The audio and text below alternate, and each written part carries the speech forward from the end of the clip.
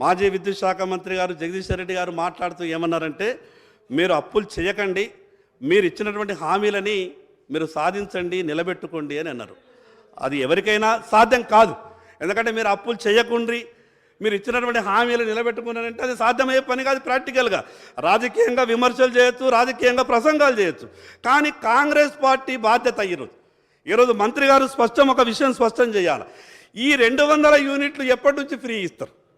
ఎందుకంటే గత ప్రభుత్వం తీరు మీరు కూడా వ్యవహారం చేస్తే రాష్ట్ర ప్రజలు మిమ్మల్ని కూడా క్షమించరు. ఎందుకు ఈ మాట మాట్లాడుతున్నానంటే సార్, ఇదే విద్యుత్ విషయంలో ఎస్సీ ఎస్టీలకు 100 యూనిట్లు ఉచితంగా ఇస్తున్నామని చెప్పి గతంలో టీఆర్ఎస్ ప్రభుత్వం చెప్పింది. మేము కూడా సంతోషపడదాం. అంతే, నేనే నా చేతులతోని 1000 దరఖాస్తులు నింపి సంబంధిత ఎలక్ట్రిసిటీ ఎస్సీలకు నేను అందజేసిన అధ్యక్ష. దాంట్లో సగం మందికి వచ్చింది, సగం మందికి రాలేదు.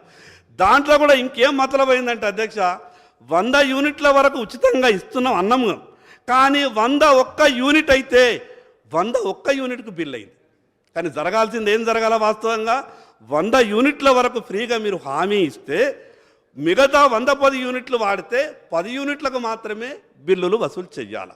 ఈ విషయాన్ని నేను ఎందుకు ప్రస్తావిస్తున్నానంటే, కాంగ్రెస్ పార్టీ కూడా ఈ మాట ఇచ్చింది కాబట్టి 200 యూనిట్లు మేము ఉచితంగా వినియోగానికి మరి ఇస్తామని చెప్పింది కాబట్టి మీరు 200 యూనిట్ల పైన ఎవరైనా వాడుకుంటే ఈ 200 యూనిట్లు మైనస్ చేసి బిల్లు చేస్తారా, లేదా గత ప్రభుత్వం చేసినట్టుగానే 100 యూనిట్లు ఫ్రీ అన్నారు ఎస్సీ ఎస్టీలకు, 101 యూనిట్ వాడితే 110 యూనిట్లు వాడితే మిగతా 10 యూనిట్లకు కాకుండా 110 యూనిట్లకు బిల్లులు చేసి వసూలు చేసిండ్రు. దానివల్ల ఏ ఒక్క ఇంటికి కూడా 100 యూనిట్ల లోపు బిల్లు రాలేదు అధ్యక్ష. ఏ ఇల్లు చూసినా కూడా 150-200 యూనిట్ల బిల్లు వస్తుండే. మరి ఈ ప్రభుత్వం కూడా టీఆర్ఎస్ పార్టీని వారి విధానాన్ని అనుకరిస్తుందా? ఒక్కసారి చెప్పాల్సినటువంటి అవసరం ఉంది అధ్యక్ష.